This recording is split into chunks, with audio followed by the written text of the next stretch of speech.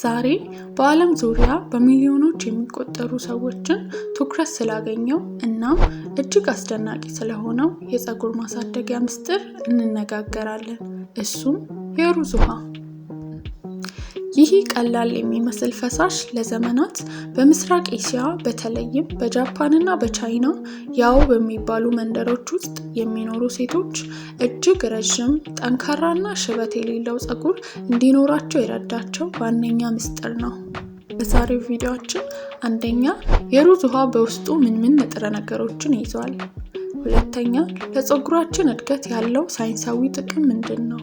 ሶስተኛ በቤት ውስጥ በቀላሉ እንዴት ማዘጋጀት እንችላለን? አራተኛና የመጨረሻው ምንም አይነት የጎንዮሽ ጉዳት ሳይኖርብን እንዴት መጠቀም እንዳለብን ደረጃ በደረጃ እናያለን። ቪዲዮውን እስከ መጨረሻው በመከታተል የፀጉራችሁን እድገት በአጭር ጊዜ ውስጥ የሚቀይር አዲስ እውቀት ጨብጡ።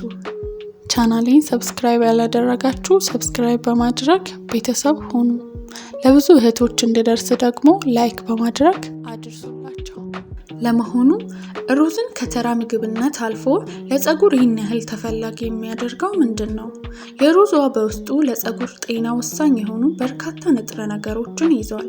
ዋና ዋናዎቹን እንይ። አንደኛ ኢኖስቶል። ይህ በሩዝ ውሃ ውስጥ የሚገኝ እጅግ አስደናቂ ካርቦሃይድሬት ነው። ኢኖስቶል በተጎዳ ፀጉር ውስጥ ሰርጎ በመግባት ከውስጥ ጥገና ያደርጋል። ከሁሉም በላይ የሚገርመው የሩዝ ውሃውን ታጥበን ካወጣን በኋላ እንኳን ይህ ካርቦሃይድሬት በፀጉራችን ውስጥ ሰርጎ በመቆየት ፀጉርን ከአደጋ ይከላከላል። ሁለተኛ አሚኖ አሲዶችን ይዟል። ፀጉራችን የተሰራው ኬራቲን ከተባለ ፕሮቲን ነው። አሚኖ አሲዶች ደግሞ የፕሮቲን መገንቢያዎች ናቸው። የሩዝ ውሃ የፀጉር ስሮችን በማጠንከርና አዳዲስ ፀጉሮች እንዲበቅሉ በማገዝ ረገድ ከፍተኛ ድርሻ አለው። ሶስተኛ ቫይታሚን ቢ፣ ሲ እና ኢን ይዟል። እነዚህ ቫይታሚኖች የራስ ቅልን የደም ዝውውር ያሻሽላሉ፣ ፀጉር እንዳይሰባበር ይከላከላሉ እናም ህዋሳትን በማነቃቃት የፀጉር እድገትን ያፋጥናሉ። በመጨረሻ ማዕድናት ወይም ሚኔራልስን እና አንቲኦክሲዳንትን። እነዚህ ፀጉርን ከፀሐይ ጨረር እና ከኬሚካል ጉዳት የሚከላከሉ ተፈጥሯዊ ጋሻዎች ናቸው።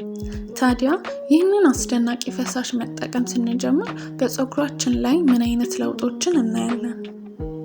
አንደኛ የፀጉርን እድገት ማፋጠን። የሩዝ ውሃ በአሚኖ አሲድ የበለጸገ በመሆኑ የፀጉር ስርን ይመግበዋል። ይህ ፀጉር በፍጥነትና በብዛት እንዲያድግ ያደርጋል። ሁለተኛ የፀጉር መለስለስና ማብረቅረቅ። ሸካራና የተጎዳ ፀጉርን በማለስለስ ተፈጥሯዊ ውበትና አንጸባራቂነትን ይሰጠዋል። ሶስተኛ የፀጉር መቆራረጥንና መሰንጠቅን መቀነስ። የፀጉርን የመለጠጥ አቅም ወይም ኤላስቲሲቲ ስለሚጨምር ፀጉር ሲበጠር አይነቃቀልም ወይም አይሰባበርም። አራተኛ ለማበጠር ምቾት መስጠት።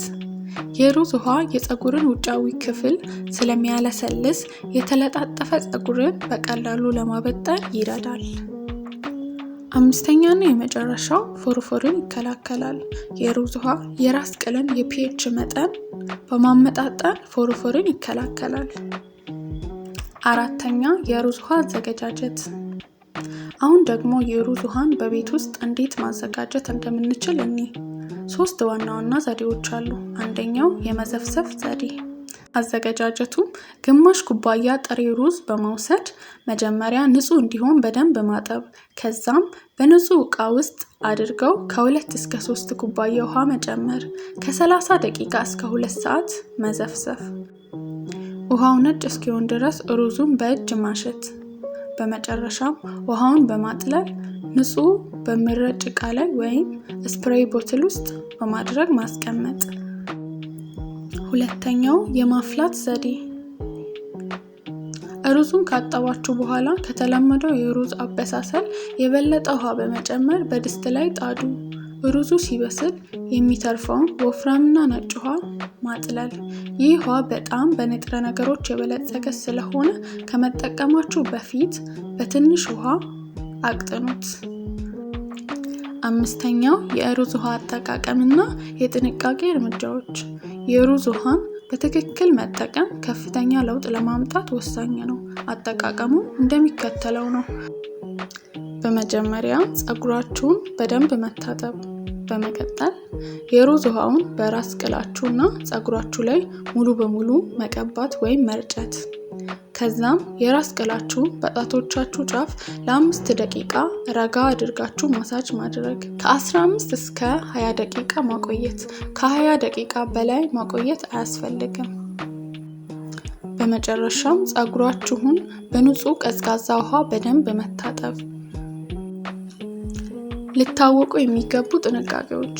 የሩዝ ውሃ በውስጡ ከፍተኛ ፕሮቲን ስላለው በተደጋጋሚ ከተጠቀማችሁ ፀጉራችሁ እንዲደርቅና እንዲሰባበር ሊያደርግ ይችላል። ስለዚህ በሳምንት 1 ጊዜ ወይም በ2 ሳምንት 1 ጊዜ ብቻ ተጠቀሙ። ሌላኛው የፀጉራችሁ አይነት በጣም ደረቅ ከሆነ ከሩዝ ውሃ በኋላ ጥሩ ኮንዲሽነር መጠቀማችሁን እንዳትረሱ። በመጨረሻም እንግዲህ የሩዝ ውሃ ተፈጥሮ ከሰጠን እጅግ ረካሽና ውጤታማ የፀጉር እንክብካቤዎች አንዱ ነው። ውጤቱን ለማየት ግን ትዕግስትና ወጥነት ያስፈልጋል። በቤቶ ሞክረው ያገኙትን ለውጥ ከታች በኮሜንት ክፍሉ ያጋሩ። ይህ ቪዲዮ ጠቃሚ ሆኖ ካገኛችሁት ላይክ ማድረግና ለወዳጅ ዘመዶ ሼር ማድረግ እንዳይረሳ። እንደዚህ አይነት ጠቃሚ መረጃዎች ሁልጊዜ እንዲደርሰው ደግሞ ቻናሉን ሰብስክራይብ ያድርጉና የደውል ምልክቱን ይጫኑ። ስለተከታተላችሁኝ ከልብ አመሰግናለሁ። በሚቀጥለው ቪዲዮ እስከምንገናኝ መልካም ቆይታ። ቻው።